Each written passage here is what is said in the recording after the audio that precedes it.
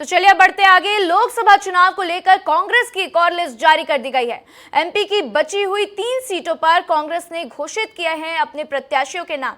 तो मुरैना से पूर्व विधायक सतपाल सिंह सिकरवार नीतू को टिकट दिया गया, तो वहीं ग्वालियर से पूर्व विधायक प्रवीण पाठक को उम्मीदवार बनाया गया। तो खंडवा से नरेंद्र पटेल को प्रत्याशी बनाया।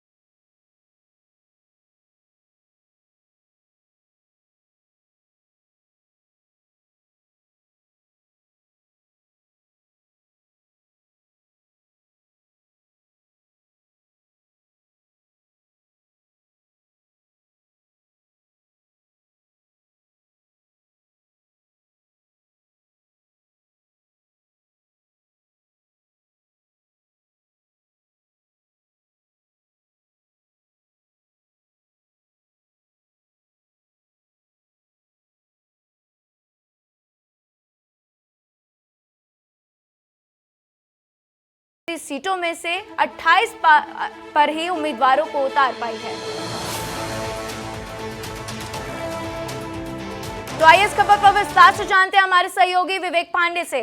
विवेक, क्या कुछ अपडेट? अब कांग्रेस की तरफ से 28 उम्मीदवारों के नामों का ऐलान हो गया है। खजुराहो की तो बात ही हटा दीजिए, तो अब क्या लगता है कांग्रेस कितनी मजबूत मध्य प्रदेश में? विवेक, देखिए, एक सबसे महत्वपूर्ण जानकारी आपको दे देता हूँ राधा। सबसे बड़ी बात है कि विस्तार न्यूज़ ने एक सप्ताह पहले ही ये बात कह दी थी कि और जनता को ये भी बता दिया था कि आखिर ग्वालियर और मुरैना से कौन प्रत्याशी होगा, खंडवा से आखिर अरुण यादव किसे टिकट दिलाना चाहते हैं, ये विस्तार न्यूज़ ने सबसे पहले अपने दर्शकों को बताया था। और ठीक उसी खबर पर आज मुहर लगी है एआईसीसी की। कांग्रेस की 3 जो सीटें बची हुई थी उसमें एआईसीसी ने अपनी सूची जारी कर दी है। और मुरैना से जहाँ पे 2 प्रत्याशियों को लेकर बहुत ही गफलत की स्थिति बनी थी, लगातार एआईसीसी मध्य प्रदेश के पीसीसी अध्यक्ष जीतू पटवाई और तमाम संगठन के नेताओं के साथ बात कर रहे थे।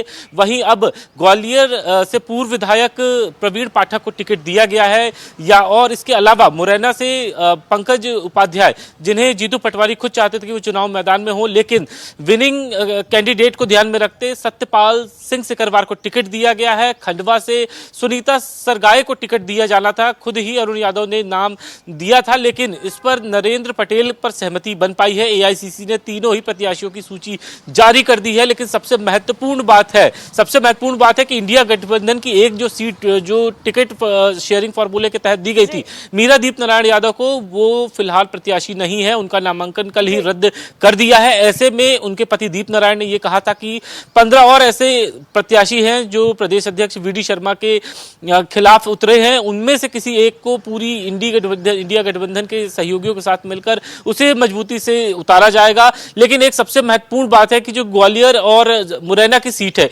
यहां पे सबसे ज्यादा कांग्रेस को मेहनत करनी पड़ी है प्रत्याशियों के चयन में। हालांकि जीतू पटवाई ने यह कहा था कुछ दिनों पहले कि हमने जो भी कैंडिडेट है उन्हें बता दिया, लेकिन सबसे बड़ा सवाल यह है कि आखिर जब तक सूची जारी नहीं होगी कार्यकर्ता उस प्रत्याशी के साथ क्यों खड़ा हो, क्योंकि यही स्थिति 2023 के विधानसभा चुनाव में बनी थी। कांग्रेस के मध्य प्रदेश के तत्कालीन पीसीसी अध्यक्ष और पूर्व मुख्यमंत्री रहे कमलनाथ ने यह कहा था कि उन्होंने इशारा कर दिया है, जो चुनाव लड़ने वाले प्रत्याशी हैं उनको बता दिया गया है, उन्होंने तैयारी शुरू कर दी है। कमलनाथ ने एक ही सीट से 2 से 3 प्रत्याशियों को इशारा कर दिया और स्थिति यह हुई कि बगावत की स्थिति बन गई।